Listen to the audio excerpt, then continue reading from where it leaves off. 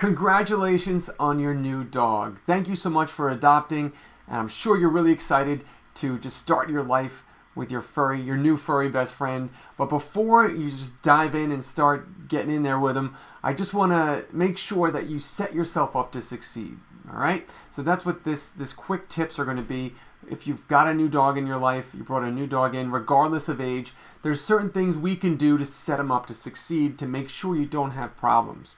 And that's pretty much what I want to do here, is just kind of give you some tips to make sure that you and your new dog get off to a great start. All right? That sound cool? All right, so just going to go over a couple quick things. Number one is the first 3 to 4 weeks you bring a new dog into a new environment, regardless of age, is what I call the honeymoon period.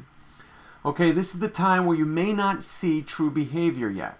Okay, not always, but often it's very common that dogs are on their best behavior. They're very good because they haven't adjusted. They're a little uncomfortable. They're a little unsure of themselves. So they'll say, oh, look, he's so good. He doesn't chew anything. He doesn't bark.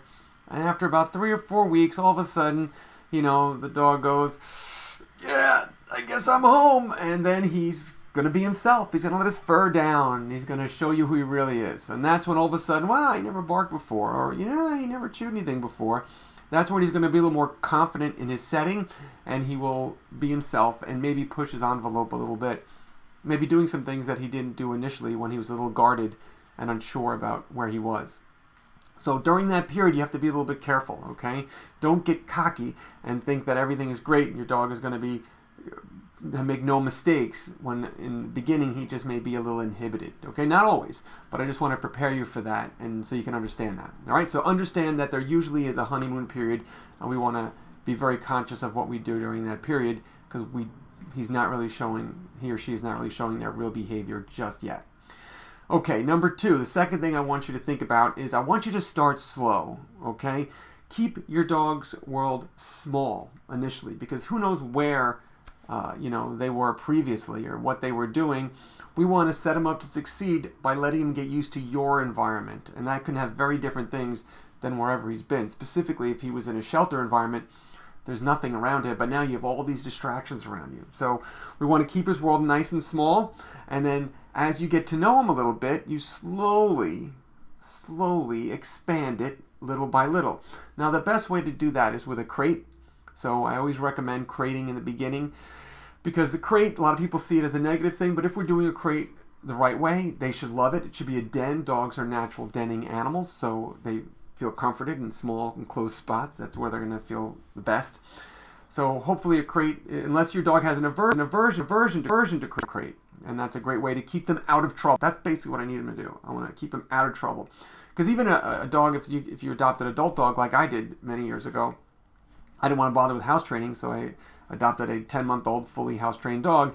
And when she came in during the honeymoon period, she had a number of accidents, and I was very confused by this because she's supposed to be house-trained, okay? So you can get some accidents even with a fully house-trained dog during that time, and a crate just helps you with that process to minimize any accidents in the house, and also keeps them out of trouble, because you've got a lot of stuff that looks really tantalizing in your house that they may never experience before. So use a crate if you can, keep their world small, and then slowly expand it as they're kind of doing good and you are coming out of the honeymoon period. Okay, third thing I want to tell you is to have lots of rules. Okay, and who knows where they came from? Who knows if they came from another family or something? They may have different rules. New family, new environment. It's a great time to have new rules. And I like having lots of rules up front, because it's much easier to give freedoms than to take them away. Okay, so I like to start with a lot of rules. And the first thing I recommend you guys do is have a family meeting and say, okay, well, what the heck are our rules? Make sure everyone's on the same page. Everyone understands, okay, this is what we're going to do. This is what we're not going to let the dog do. This is how we're going to enforce everything. Making sure you guys are consistent, because the more consistent you can be, the less confusing it's going to be for your dog. And he's going to be able to get it much quicker. And dogs are very good adapters and very trainable, if we take the time. Okay, now the fourth thing I want to tell you about is try not to throw too many things at him all at once, especially during the honeymoon period, that first 3 to 4 weeks. So, I know you're excited about your new dog. You want everyone to meet him. You want to take him everywhere. But I'm going to say go slow in the beginning, all right? You don't want to bring a new dog home and then have a party for 30 people the next day.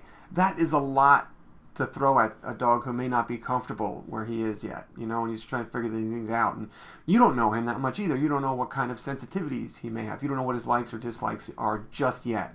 So we need to learn about him before I throw all this stuff at him. And just be kind. Don't take him out to like your kid's soccer game with a bazillion people crowding around him, because I don't know him yet. I don't know if he's going to like that. All right. And all of this is about setting you guys up to succeed. So I want to start slowly, let him meet a couple people, and then a couple more, and then take him to another environment, which is a little more crazier. Do it slowly. But I recommend you don't crowd him with a lot of people, specifically in that first 3 to 4 weeks, until you get to know him, so you know that he can handle something like that. All right? Make sense? I hope so. Last thing I want you to do is spend some time with him. All right? Sounds easy, right? You just got a dog. Of course you want to spend time with him. But not just hanging out playing with him. Sure, you're going to do those things. But also take some time to intentionally teach him the rules of your world and to train him to do the specific things that are important to you. People just assume that dogs are just going to come preloaded knowing how to behave. And don't forget, if you got your dog from a shelter, they had no rules there. No rules. So he's going to continue that at your place. So he'll learn, but you have to teach him. So you have to spend some time teaching him your rules specifically, and maybe training some things that he may not know yet. And that's going to take some time. And everything you do is an investment.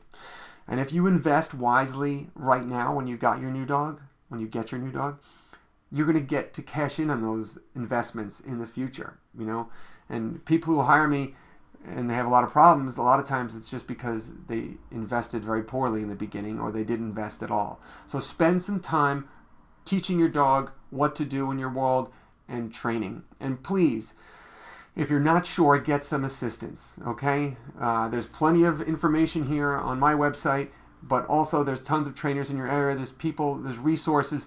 Don't wait if there's problems, especially with a newly adopted dog. Your rescue organization that you got him from is there for you. If you have a question or problem, please don't wait till you're ready to return the dog or it's a really bad issue. Right away, if you have a question, reach out to somebody, all right? Whether it's a professional or whether it's the rescue, but just seek out some information, because things don't just happen by themselves. You have to be proactive with this. But if you are proactive, you put in the time, you put in the energy, guess what? You get a great dog out of it, and a dog you're going to be with you for years and years to come. All right? So that's it. Keep those things into mind. If you need more help, take a look at my website, ferndogtraining.com. I would love to help you any way that I can. Thank you for adopting, and enjoy every single moment with your new dog.